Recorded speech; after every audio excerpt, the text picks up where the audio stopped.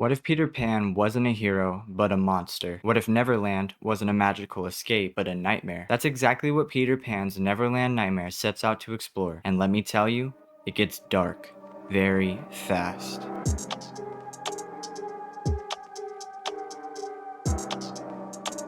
Welcome back to Kill the Credits. I'm Keelan, and today I'll be giving you guys my spoiler-free review of Peter Pan's Neverland Nightmare. Before we dive in, please be sure to subscribe for more horror content and leave a like on this video if you enjoy my review. So for those who don't know, this is the third installment in a series of movies called the Twisted Childhood Universe, or what most fans know it to be the Pooniverse. It all started with Winnie the Pooh Blood and Honey back in 2023, which I've already released a review for on this channel, so if you want to go ahead and see what my thoughts on that film were, check the link in the description below and check it out. Then that was followed up with Winnie the Pooh Blood and Honey 2, which I own in my personal collection, but I have yet to actually watch. So once I watch it, I'll probably do a review for that and then give you guys my thoughts. Now we have Peter Pan's Neverland Nightmare, and then I believe later on this year or early next year, we'll be getting Bambi the Reckoning, and we'll be getting Pinocchio Unstrung. But for now, let's just focus on Peter Pan's Neverland Nightmare. Instead of Peter Pan being this playful boy who never grows up, he's now a deeply disturbed man who kidnaps children to protect them from the real world. And when you start to realize what that actually means, it gets unsettling very fast. But does the movie actually live up to the concept? Let's get into it. First and foremost, I love how they reimagined the Peter Pan mythology into this really disturbing, dark story. The idea of Peter Pan being this twisted figure who preys on children is genuinely disturbing in my opinion, because unlike other horror villains, such as like Freddy Krueger or Jason Voorhees, they're not really grounded in realism, but you're taking something as simple as a demented man who's kidnapping children and doing things to them. It's something that a lot of people in the world have dealt with on a personal level, and we've all heard stories about it. So it's something rooted in reality. It could happen to any one of us. And that grounded horror element makes certain parts of the film that much more unsettling than your typical horror slasher. Another big win I'd say is the overall cast, but specifically the guy that they have playing Peter Pan. I thought his performance was phenomenal, and without an actor able to play that role the way that he did, I don't think this movie would have been what it was. He completely sells the character, switching from this soft-spoken, childlike way of speaking. Wakey, wakey. Peekaboo. I'm Peter. It's nice to meet you. Into this very dark, menacing tone of voice. Who wants to come to Neverland with me?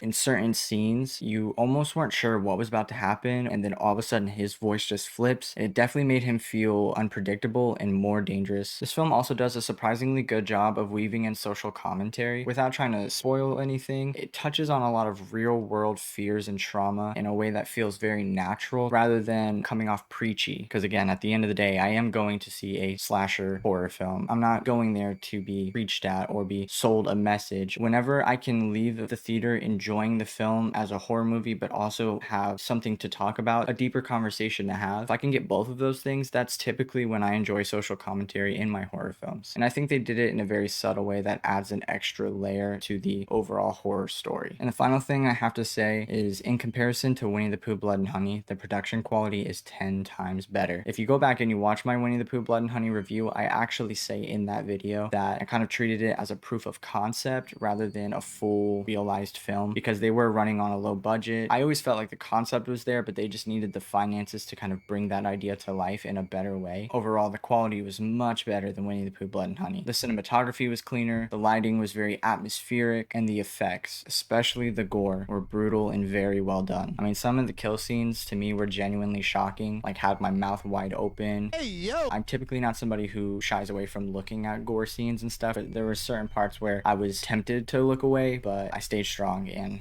I watched all the way through. And to me, that's exactly what I'm looking for when I go to a theater or anywhere. If I'm watching a horror film, that's exactly what I want.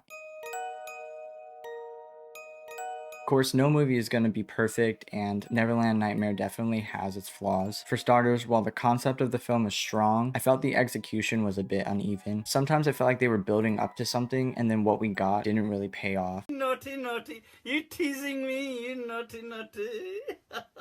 And for me, that's kind of underwhelming. And some of the side characters felt undercooked. There are a few familiar names from the Peter Pan story that I think they could have probably utilized in a little bit of a better way. Some of them felt like background decorations rather than fully realized characters. And who knows, maybe they'll come back in a future film and they'll expand on those characters. There's a fairly large cast of characters in Peter Pan if you've ever watched the Disney movie or the childhood story. So it's not like I expect everyone to be the main focus of the film, but I think they could have just utilized certain characters better and given them a bit more spotlight. If you're gonna twist childhood characters into these horrific stories, you really got to make them stand out. Otherwise, they kind of just feel like fan service in a way. And finally, I personally felt like the pacing of the movie was a bit inconsistent. Some scenes I felt drug on for too long, while other scenes I felt happened too quickly. And if they would have expanded on those scenes a little bit more, let them breathe a little bit to build more of that tension, they could have been utilized better. So if they could have just cleaned up some of the longer ones that didn't need to be that long, and then let some of those other suspense building scenes drag just a little bit more, I think they would have paid off a little bit better. And I think the pacing would have felt a little bit more natural. It wasn't a deal breaker by any means, but it definitely affected the tension in certain parts of the film.